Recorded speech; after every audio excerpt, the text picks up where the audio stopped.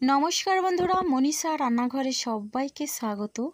প্রতিদিনের মতো চলে এলাম আবারও একটা রেসিপি নিয়ে। আশা করি আপনাদের বেশ ভালো লাগবে। তো আজকে আমি বানাচ্ছি আলুর পরোটা।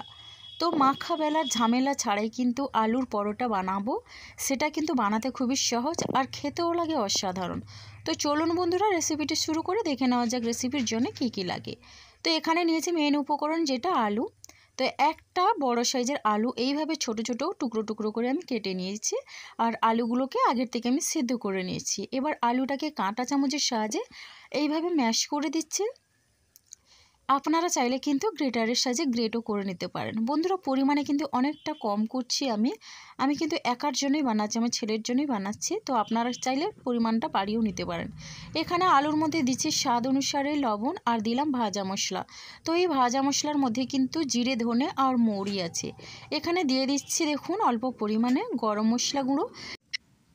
যেহেতু আলুর পরিমাণটা কম, তার জন্য আলুর পরিমাণ অনুযায়ী এখানে কিন্তু মশলা দিচ্ছি আর সেই বুঝে আটাটাও দেব। এবার এখানে কাঁচা লঙ্কা কুচি দিলাম আর এখানে দিয়ে দিচ্ছি দেখুন চাট মশলা।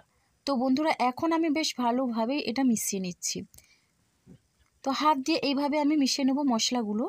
আর দেখুন এইভাবে মিশিয়ে নেওয়ার পরে কিন্তু আমি এটা সাইড করে রেখে দেবো। এখানে কিন্তু আমি কোনো রকমের হলুদের গুঁড়ো ব্যবহার করছি না। মোটামুটি আলুটা আমার রেডি হয়ে গেছে, সাইড করে রেখে দিলাম। এবার এখানে নিয়েছি মাঝারি সাইজের বাটিতে 1 বাটি পরিমাণে আটা। তো আটার মধ্যে এখন দিয়ে দিচ্ছি স্বাদ অনুসারে লবণ, এবার দিচ্ছি কালারের জন্য হলুদের গুঁড়ো। আর এখানে দিয়ে দিচ্ছি দেখুন বন্ধুরা গরম মশলা গুঁড়ো, দিয়ে দিলাম এবার চিলি ফ্লেক্স, অল্প পরিমাণে চিলি ফ্লেক্স দিলাম। দিয়ে দিচ্ছি এখানে ধনেপাতা কুচি। তো বন্ধুরা, এখন কিন্তু দিয়ে দিচ্ছি অল্প পরিমাণে পেঁয়াজ কুচি। এখানে আমি কিন্তু পেঁয়াজ কুচি দিলাম, আদা রসুন দেব না। যদি আপনারা নিরামিষভাবে বানাতে চান এখানে পেঁয়াজও না দিতে পারেন, আর আদা রসুন চাইলে দিতেও পারেন। তো দেখুন বন্ধুরা, এখন আমি বেশ ভালোভাবে মিশিয়ে নিলাম। আর এরপরে এখানে আমি দিচ্ছি অল্প অল্প করে জল। একসঙ্গে কিন্তু পুরোপুরি জলটা আমি দেব না, অল্প অল্প জল দিয়ে প্রথমে এটা মিশিয়ে নেব। বেশ ভালোভাবে কিন্তু মেশাতে হবে। তো বন্ধুরা, আমরা যখন আলুর পরোটা করি খুব ঝামেলা হয়, যেহেতু আটা মাখাতে হয়, আটা বেলতেও হয়, তারপরে কিন্তু আলুর পুর দিয়ে আবার বেলতে হয়। অনেক সময় কিন্তু পুরটা কিন্তু বেরিয়ে আসে। তো সেই সমস্যার মধ্যে আর পড়তে হবে না। খুব সহজেই আলুর পরোটা যখন খেতে ইচ্ছে করবে, আপনারা কিন্তু খুব সহজে এইভাবে আলুর পরোটা অল্প সময়ের মধ্যে কিন্তু তৈরি করে নিতে পারবেন।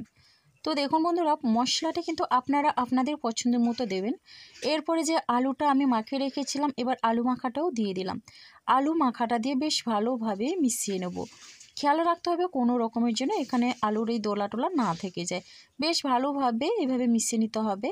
আমি এখানে চামচ দিয়ে মিশিয়ে নিচ্ছি, আপনারা চাইলে হাতের সাহায্যেও মিশিয়ে নিতে পারেন।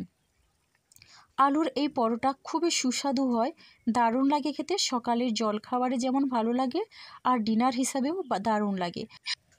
বাচ্চাদের টিফিন বক্সে দিলে কিন্তু বাচ্চারা ভীষণই খুশি হয়ে তৃপ্তি করে খাবে, এমনকি বড়দের লাঞ্চ বক্সও দারুণ লাগে। কিন্তু এইভাবে আলুর পরোটা বানালে নরম তুলতুলে খেতে লাগে আর অসাধারণ লাগে, মুখে দিলে কিন্তু মিলে যাবে, এতটাই টেস্টি হয়। তো যাই হোক, আলুটা কিন্তু এখানে বেশ ভালোভাবেই আমি মিশিয়ে নিয়েছি। এরপরে গোটা জিরে দিয়ে দিলাম। গোটা জিরেটা দিয়ে আমি আবারও মিশিয়ে নিচ্ছি। যেহেতু আমি আগে গোটা জিরেটা দিইনি, তাই এখন আমি গোটা জিরে দিয়ে আবারও মিশিয়ে নিলাম। তো বন্ধুরা, রেসিপিটি অবশ্যই লাইক দিয়ে দেখুন, আর ভালো লাগলে লাইক, শেয়ার, কমেন্ট এবং সাবস্ক্রাইব করে আমার পাশে থাকবেন।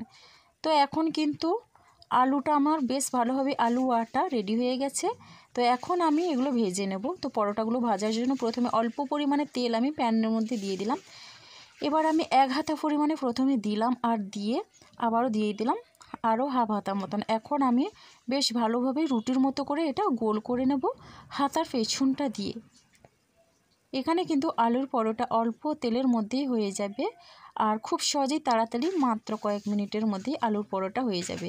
এই সময় কিন্তু আমি গ্যাসের ফ্লেমটা মিডিয়ামে রেখেছি। তো বন্ধুরা দেখুন, আমি এই রকম একটু বড় করে ভেজে নিচ্ছি, বেশি বড়ও না আর বেশি ছোটও না, মিডিয়াম করে ভেজে নিচ্ছি। আর আলুর পরোটাটা একটু লাল করে ভেজে নিলে কিন্তু ওপর থেকে অনেক মুচমুচে লাগে, ভেতরে নরম লাগবে, খেতে বেশি ভালো লাগে। ওপর থেকে আবারও আমি একটু তেল দিয়ে দিলাম। এবার তেলটা দিয়ে উল্টে পাল্টে আমি এইভাবে একটু হালকা লাল করে ভেজে নিলাম। দেখেই বুঝতে পারছেন খুব সহজেই কিন্তু আলুর পরোটা রেডি হয়ে গেল। তো প্রথমে আমার একটা রেডি হয়ে গেল আর এখন আমি তুলে নিলাম। তো এরপরে আমি আবারও একটা বানিয়ে দেখিয়ে দিচ্ছি আপনাদের সুবিধার্থে। খুব সহজেই কিন্তু যে কেউ একবার দেখার পরে এটা বানিয়ে নিতে পারবে।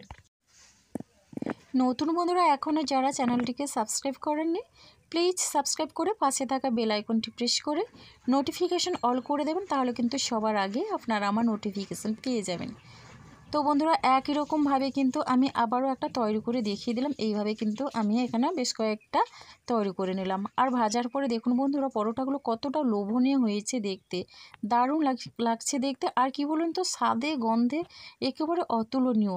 যে একবার খাবে এই পদ্ধতিটাই কিন্তু বেছে নেবেন, আমি গ্যারান্টি দিয়ে বলতে পারি দারুণ হয়েছে খেতে। তো একবার হলেও ট্রাই করুন, আর কেমন লাগলো কমেন্ট করতে ভুলবেন না। আপনাদের একটা মিষ্টি কমেন্ট কিন্তু আমাকে অনেকটা উৎসাহ দেয় নতুন নতুন রেসিপি বানানোর জন্যে। তো বন্ধুরা আজকে রেসিপিটা কিন্তু আমার এই পর্যন্ত, আর আগামীকাল আসবো আবারও একটা নতুন রেসিপি নিয়ে। আপনারা সবাই সুস্থ থাকুন, ভালো থাকুন, অসংখ্য ধন্যবাদ আর অনেক অনেক ভালোবাসা রইল আমার সোনা বন্ধুদের জন্যে।